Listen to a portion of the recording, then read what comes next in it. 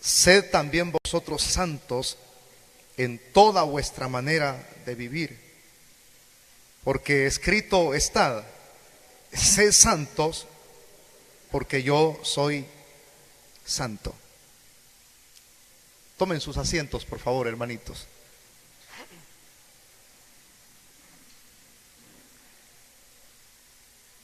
Este es el cuarto tema que voy a desarrollar en un mes, ¿verdad? El cuarto tema.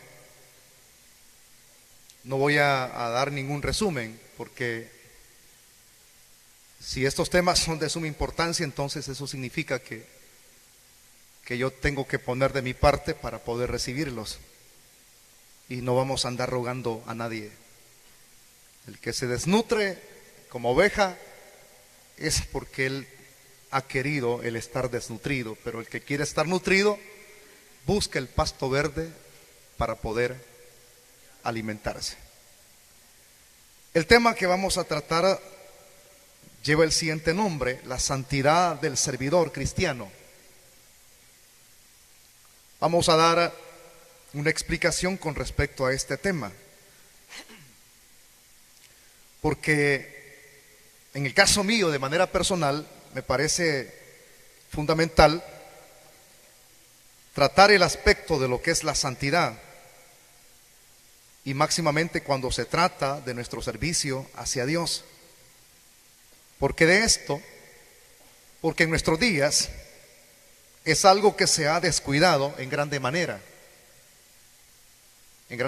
No solamente en el servicio de los que fungimos en un servicio, sino de la mayor parte de personas que se desenvuelven en un liderazgo. Es decir, se ha perdido la santidad. Pero para poder entrar ya en detalles, queremos dar una definición correcta acerca de lo que es la expresión santidad. Si usted trajo sus propios apuntes, entonces hágalo.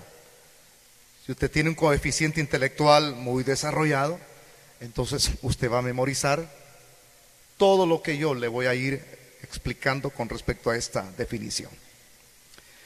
La definición de santidad, encontré esto en un libro de teología.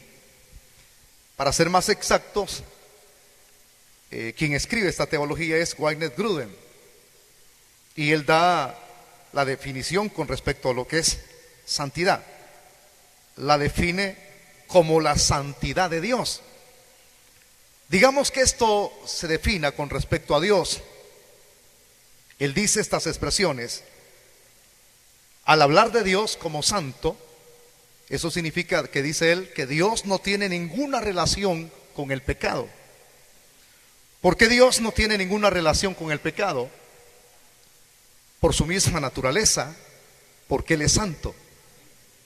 Entonces, como Dios es santo, más que decir 3 veces santo, porque si decimos 3 veces santo le estamos poniendo límite.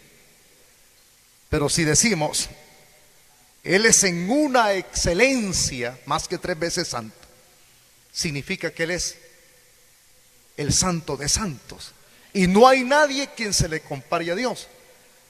Entonces, una persona de ese tipo, como nuestro Dios, que es santo, jamás habrá de tener ninguna compatibilidad o relación con el pecado.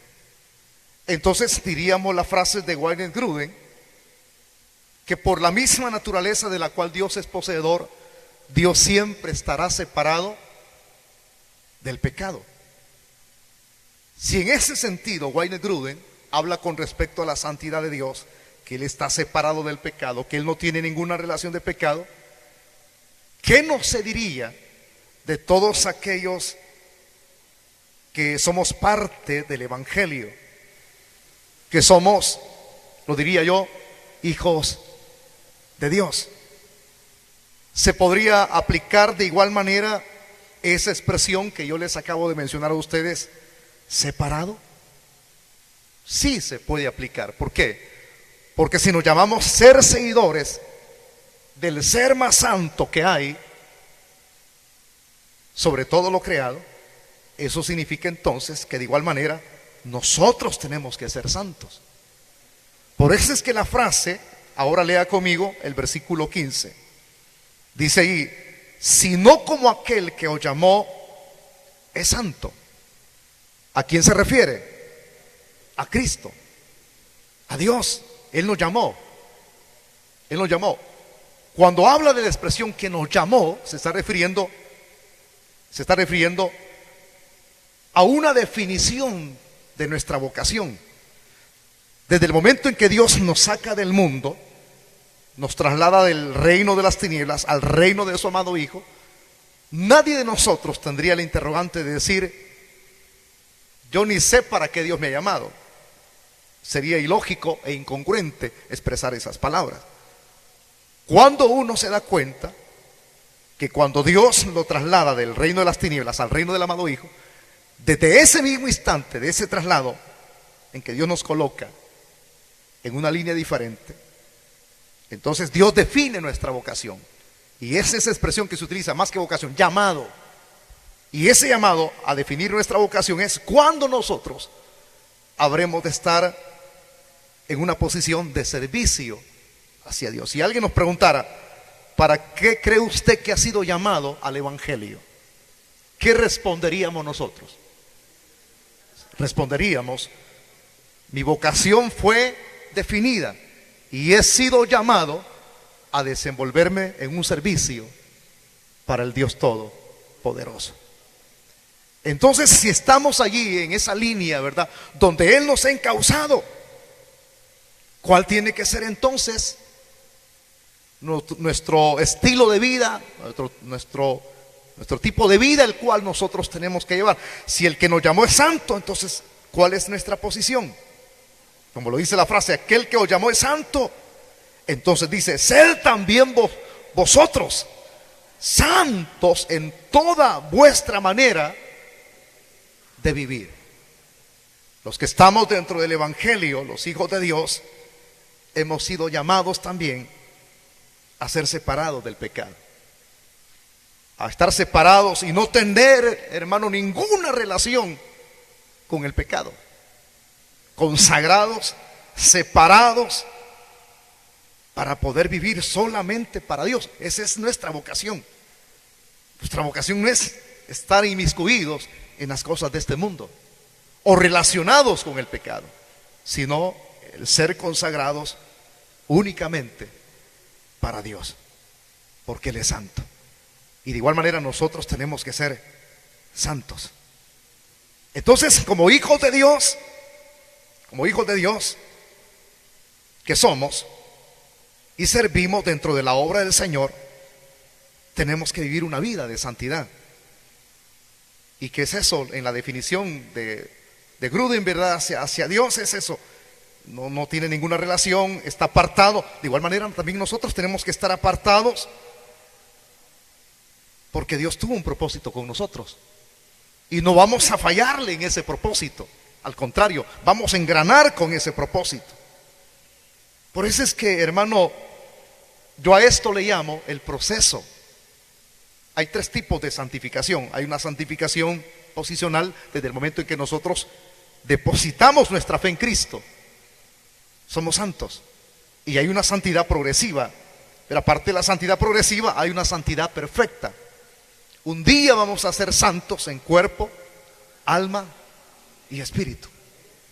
Pero como decía un escritor, ¿verdad?, que mientras estemos en este cuerpo vamos a buscar la santidad progresiva. Y en algunas ocasiones, cuando nos sintamos tentados, vamos a expresar una palabra como la que expresó Pablo: ¡ah, miserable de mí! ¿Quién me librará de este cuerpo de muerte? Pero tenemos que buscar la santidad progresiva, a diario, y no olvidarnos que tenemos que poner de nuestra parte, porque este proceso de santificación comienza cuando nosotros recibimos a Jesucristo. Ya se lo dije, en la santificación posicional. Ahí comienza, ahí da inicio cuando recibimos al Señor como nuestro Salvador personal, pero también continúa en el resto, bueno, hasta donde Dios sabe que va a llegar nuestra existencia, nuestra vida. Ahí tendremos que seguir buscando la santidad progresiva. Pero de esto que estoy mencionando ahorita, resurge una interrogante. Y la interrogante es esta: ¿cómo yo puedo hacer para lograr esto? Es decir, el mantenerme separado del pecado y consagrado para Dios. ¿Cómo puedo yo hacer esto? Por si hay alguna persona, ¿verdad?, que resurja de su interior ese interrogante y se formule una pregunta. Bueno, vamos a responder. La respuesta es esta: ¿cuándo en nuestra vida nosotros decidimos, como lo que dice Santiago, someteos a Dios, resistid al diablo y él huirá de nosotros? Entonces, una persona sabe que es santa posicionalmente y va buscando la santificación progresiva. Pero esta persona que busca la santificación progresiva tiene que percatarse, tiene que darse cuenta que en este caminar hay de todo en el camino. Hay de todo. Pero sabiendo que hay de todo, hay peligro, hay riesgo, entonces yo voy a correr ese riesgo porque no me voy a detener. Pero en ese arriesgar de seguir caminando hasta el final, siéndole fiel al Señor, tengo que tener sometimiento. Cuando yo me someto a Dios en todo, porque es en todo, no se puede tener un sometimiento a Dios a medias, sino que tiene que ser un sometimiento total, completo. Dios no nos llama a comenzar algo y dejarlo a medias. Dios nos llama a comenzar algo y culminarlo. Entonces tiene que ser un sometimiento, no a medias. O hacer la cacha o el intento o el ademán de intentar, o decimos nosotros, el mate. No, tiene que ser un sometimiento de verdad a Dios en todo. Y cuando hay un sometimiento en todo, esta expresión me gusta porque no quiero que resurja ningún interrogante tampoco, porque alguien puede decir, pero ¿qué es eso en todo? Es decir, si hemos sido llamados a tener una vocación ya definida, entonces yo he sido llamado a servirle. Pero para poder prestar ese servicio a Dios, yo tengo que ser ceñido. Sometimiento, ¿en qué? Oración, lectura de la palabra. Si se me convoca a una reunión, yo tengo que estar en esa reunión. Si hay vigilias en mi congregación, yo tengo que estar participando para buscar de Dios en esa vigilia.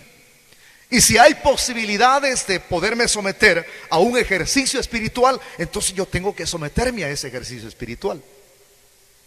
Allí yo lo que voy a estar haciendo, al hacerlo esto en lo práctico, en la realidad, estoy dando a entender, o voy a dar a entender, que quiero hacer las cosas de manera diferente a como otros la están haciendo. ¿Por qué?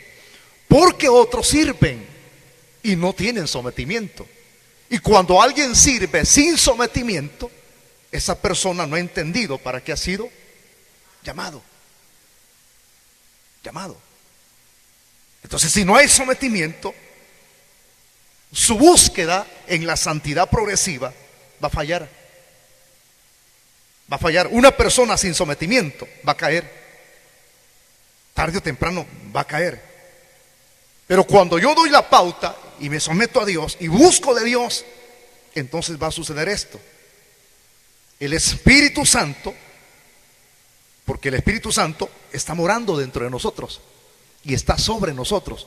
Pablo dice que usted y yo somos templo y morada del Espíritu Santo. Está dentro y está sobre nosotros. Entonces el Espíritu Santo va a hacer lo de Él y nosotros vamos a hacer lo nuestro. Estoy dispuesto a someterme porque he entendido que sin sometimiento yo no puedo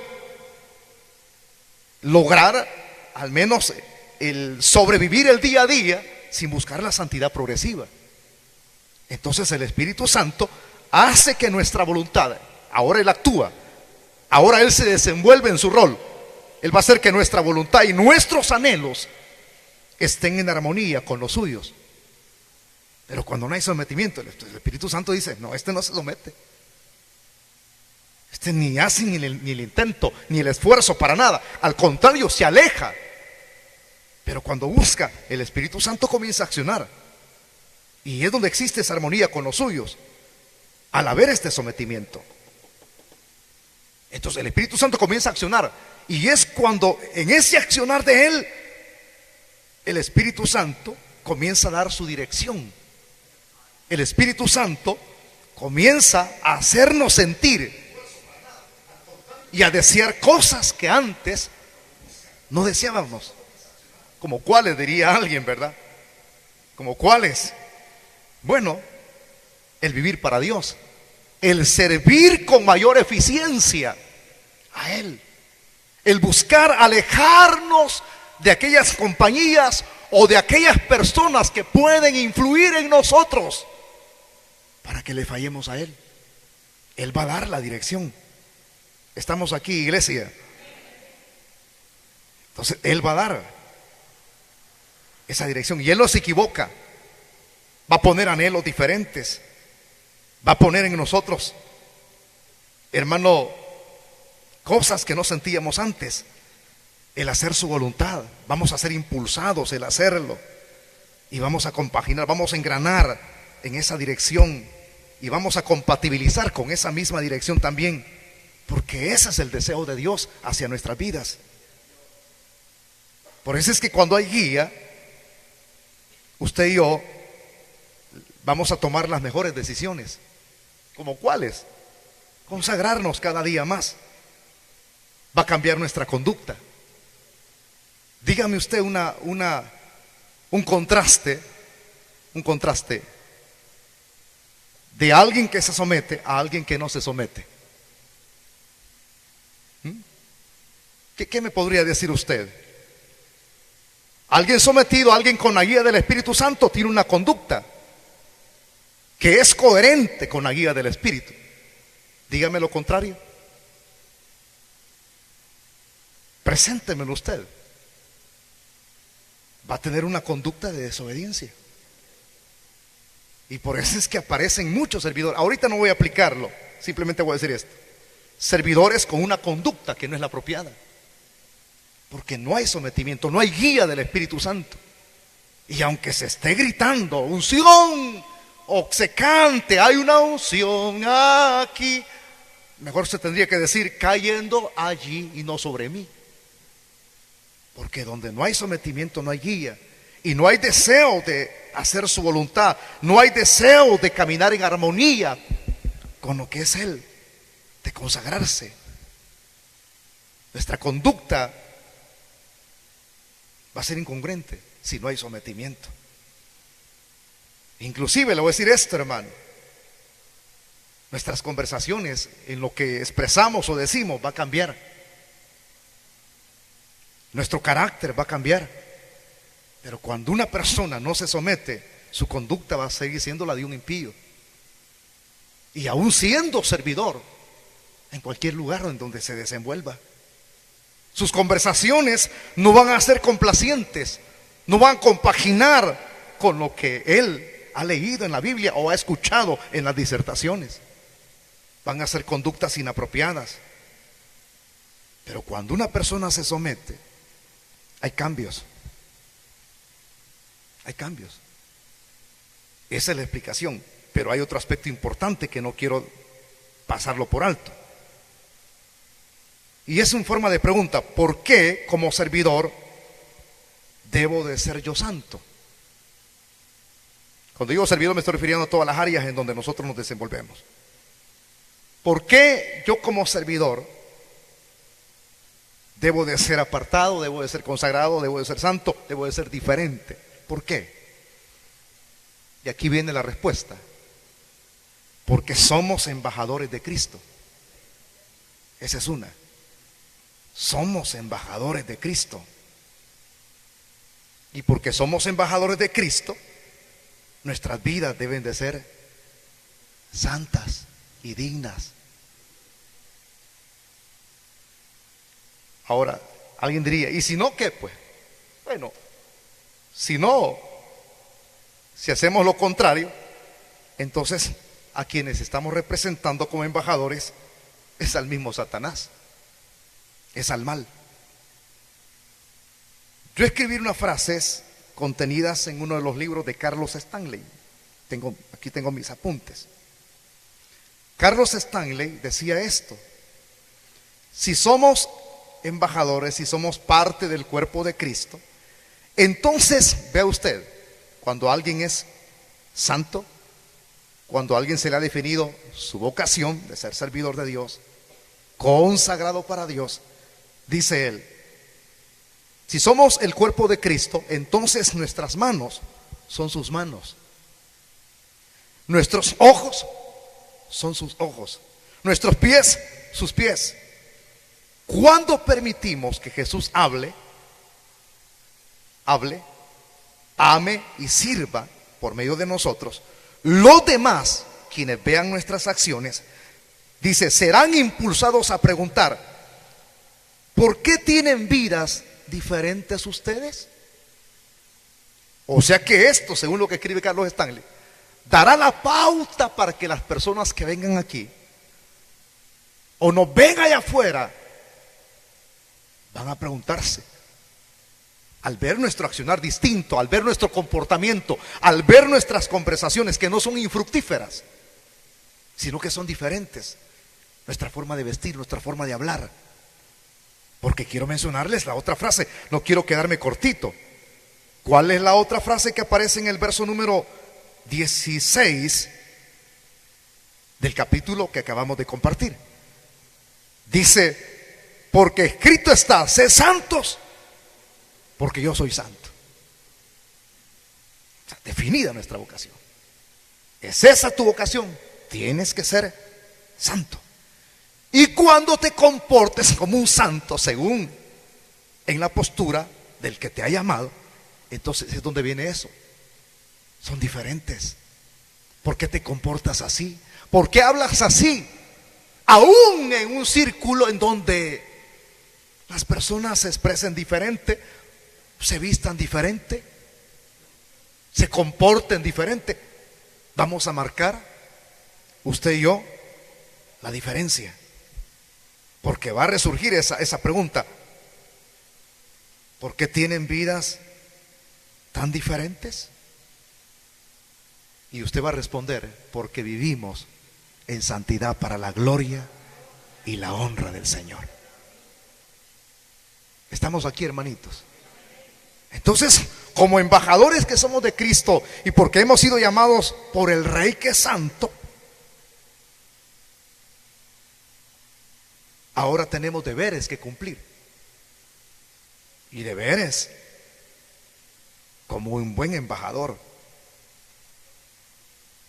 Escribí esto, me interesaba porque hay que reforzar lo que uno imparte.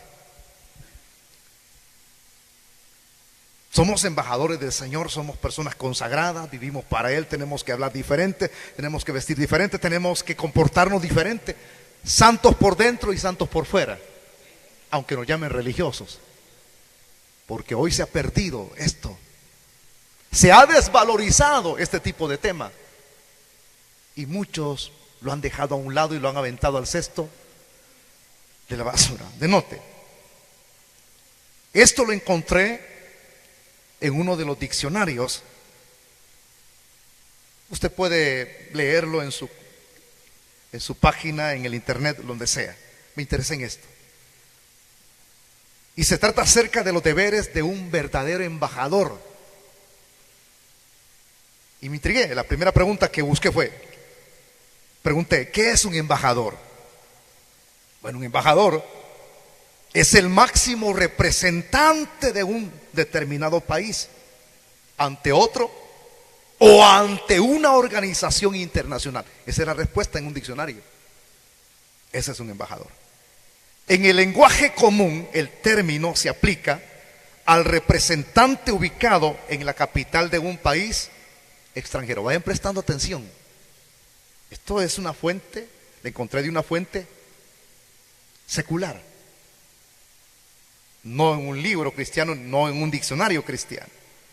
Entonces, ese representante está ubicado en la capital de un país extranjero. El país donde ha sido ubicado se le llama el país anfitrión, donde se acredita una embajada. Ahí se manda a ese representante, ese máximo representante. La función que tiene un embajador al ser enviado a un país extranjero, él tratará, la función es muy por aparte, los asuntos eventuales como problemas con los ciudadanos residentes de ese lugar. Es decir, el embajador es de aquí de El Salvador, pero ha sido enviado allá a Estados Unidos. Allá en los Estados Unidos hay miles y miles de salvadoreños residentes. Y si él ha sido enviado allá, no es simplemente de ser colocado allá y usted va a vivir aquí, este va a ser su rol. No, él está allá no como pantalla, no como un adorno. Él ha sido enviado como máximo representante para ver los problemas de esos residentes de su propio país, no de los del país de allá de Estados Unidos. Esos son los asuntos y eventualidades o problemas que los ciudadanos residentes tienen. Vea usted el rol, la función. Él va a velar por la seguridad e integridad de los ciudadanos de su país. Eso es lo que hace un verdadero, repítalo conmigo, embajador. ¿Eso es lo que hace un embajador? Sí, esto es lo que hace. Entonces, si esto es lo que hace un embajador, me interesé también, pues indagué un poquito más porque no quise quedarme a medias. Él está ahí en ese país como representante, como la autoridad de ese país. Pero hasta aquí no llega todo. Cuando está como representante de ese país al cual ha sido enviado, a esa capital, él va a actuar como mensajero entre el gobierno de su país y aquel gobierno que es el receptor. Pero escribía esto, mire hermano, ¿cuál debe de ser el comportamiento? Es aquí lo que quiero compaginar, de un verdadero embajador en lo secular. El comportamiento. Dos cosas. Tiene que tener ética. Si ustedes abren la página del gobierno o la página de cualquier país, esto van a hallar. Tiene que tener ética, discreción diplomática. Wow, dos cosas, ética y discreción diplomática. Sí, pero ¿qué es ética? ¿Qué es ética?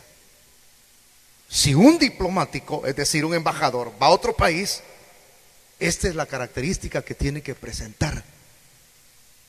Su comportamiento lo dirá todo. ¿Qué es ética? Usted puede encontrar varias definiciones, pero yo encontré la que es más coherente. El término ética proviene de la palabra griega ethos, que originalmente significaba morada, lugar donde se vive, y que terminó por señalar, el carácter o el modo, vaya prestando atención, de ser peculiar y adquirido de alguien. O sea que diciéndolo de manera más literal, un embajador tiene que tener, conforme a lo que yo acabo de explicarles, un modo peculiar de ser. Su comportamiento tiene que ser diferente al de los demás. Su carácter tiene que ser distinto. Su forma de vivir tiene que ser distinta. Estamos aquí porque lo que él haga dará a conocer quién es él, y como él es el representante de un país, con la medida con que lo midan, al medirlo a él, medirán a todos los demás. Pero este es el rol en el cual, o las características que un verdadero embajador posee. Y aquí no hay vuelta de hoja, hermanito. Este es muy delicado. Muy delicado. La ética. Y también la otra expresión, discreción diplomática. Y aquí viene la pregunta, ¿qué es discreción? Entendemos por discreción a la práctica mediante la cual determinado tipo de información es mantenida en secreto o transmitida de manera prudente y cautelosa de acuerdo a lo que se solicite la fuente de información. Literalmente, ser discreto es ser una persona que no comunica aquellos datos o información que han sido especialmente catalogadas como secretas por otra persona. Póngase de pie, hermano, y venga. Sí, usted. Venga. Le quiero contar en confianza algo, pero no se lo vaya a decir a nadie. Fíjese, hermano, y comienza a decir el otro joven, ¿verdad? Usted es líder de esta iglesia, usted es santo, es embajador de Cristo, y yo se lo cuento todo. Vaya fila por fila y comente todo lo que yo le he contado ahorita. ¿Por qué? Eso me gusta. Esas son las características de un embajador secular. Es decir, que si en el país donde está hay reuniones en donde se tienen que decir cosas secretas, tiene que cerrar la boca y no tiene que irlas correcto. Imagínense, estoy presentándole las características de un embajador secular. Tiene que ser discreto, cauteloso. Tiene que guardarse las informaciones. Entonces, ¿qué significa eso al ser discretos nosotros? Pongámoslo en práctica. Que no tenemos que andar. ¿Por qué no tiene que andarlo diciendo? Porque usted es un embajador, no de un reino terrenal, sino del reino celestial. Ok, vaya guardándose esto. Entonces, hay ciertas similitudes aquí que debemos de agarrar con lo secular a lo espiritual. Esto es lo que tiene que tener. Sí, porque yo lo busqué en un diccionario secular, busqué la información. Entonces tiene que tener discreción diplomática. No andar trasladando información que se le dio a conocer de manera secreta. Dice un dicho en el mundo que en boca cerrada entran moscas. Tiene que tener su boquita bien cerrada. Entonces, un servidor que es santo es como un embajador de Cristo. Tiene que tener ética.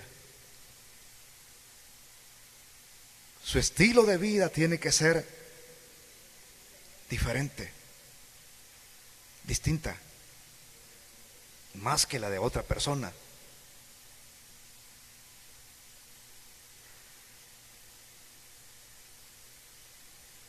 Tiene que tener carácter. Tiene que ser diferente.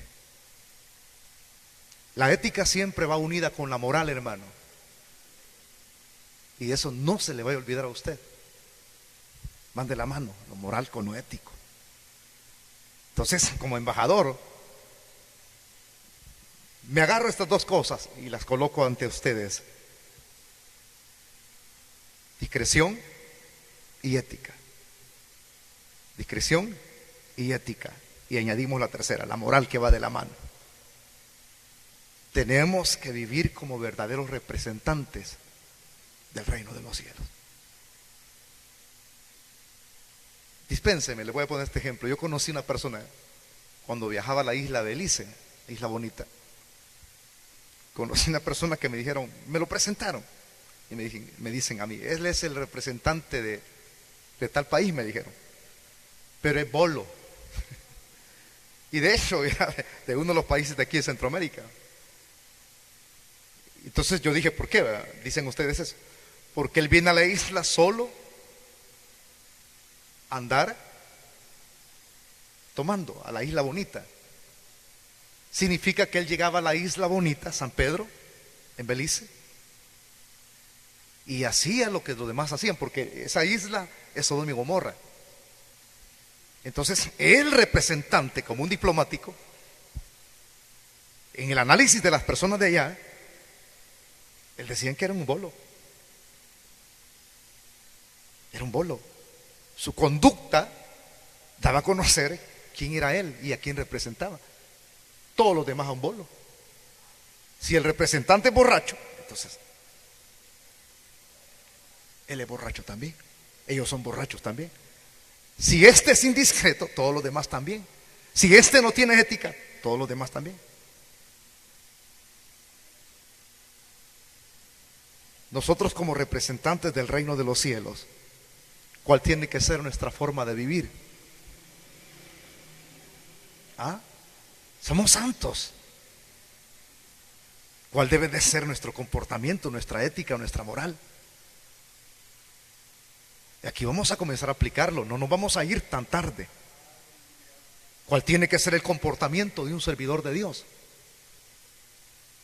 Como representante del reino de los cielos, hombre, no somos cualquier cosa. Porque ser un representante del reino de los cielos aquí, la máxima, la expresión que yo daba a conocer como definición, un diplomático, un embajador, es la máxima autoridad en un país.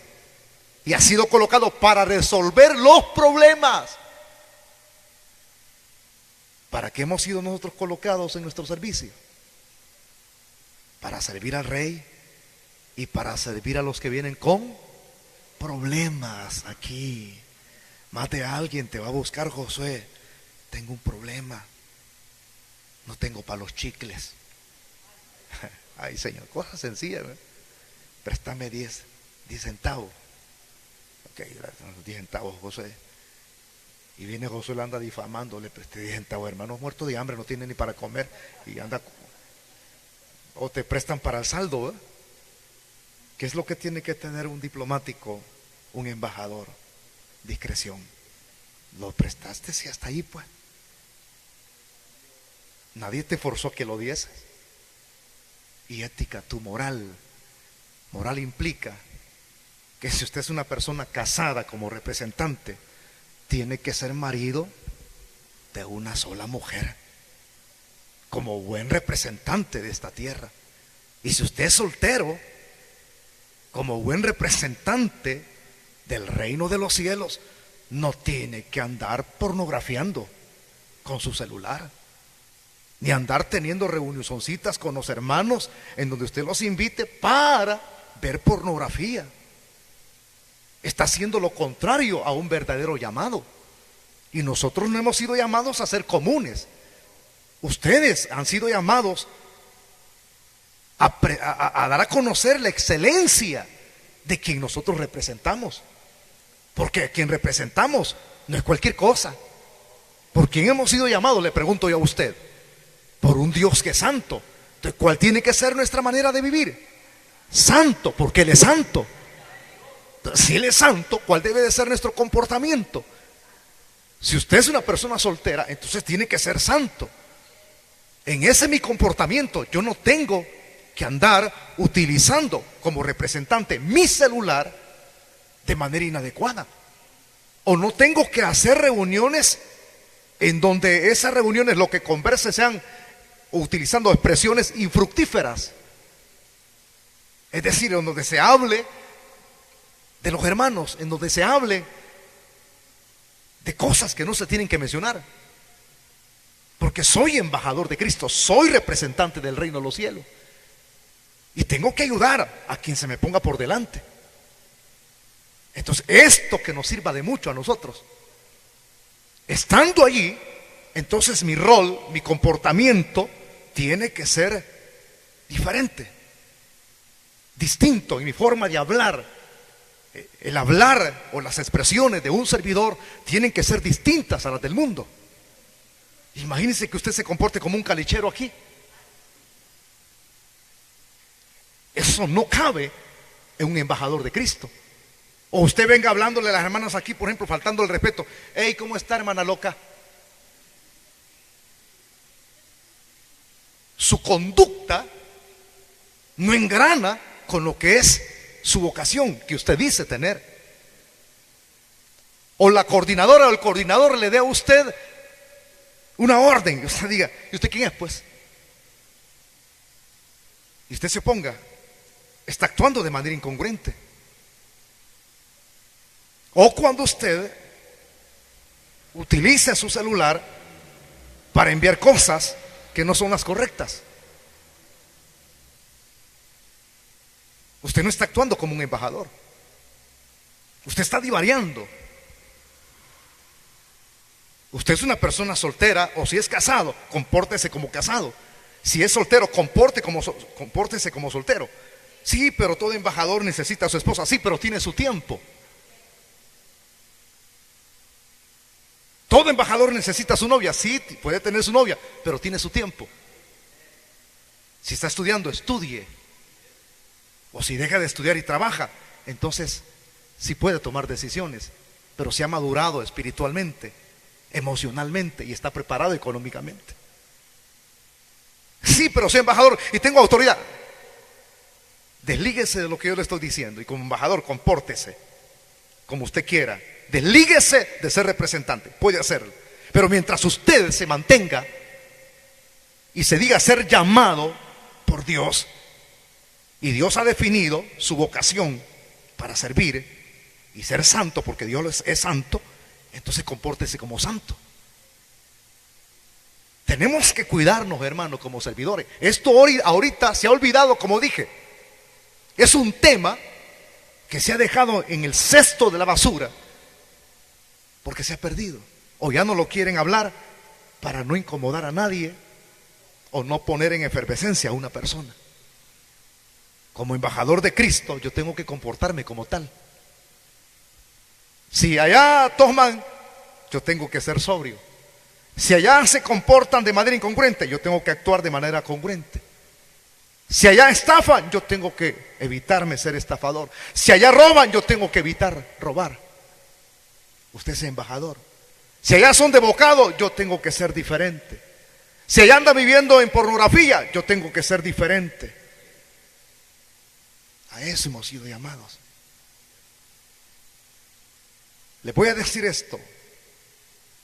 Comportémonos como santos y vivamos para aquel que nos ha llamado a ser santos.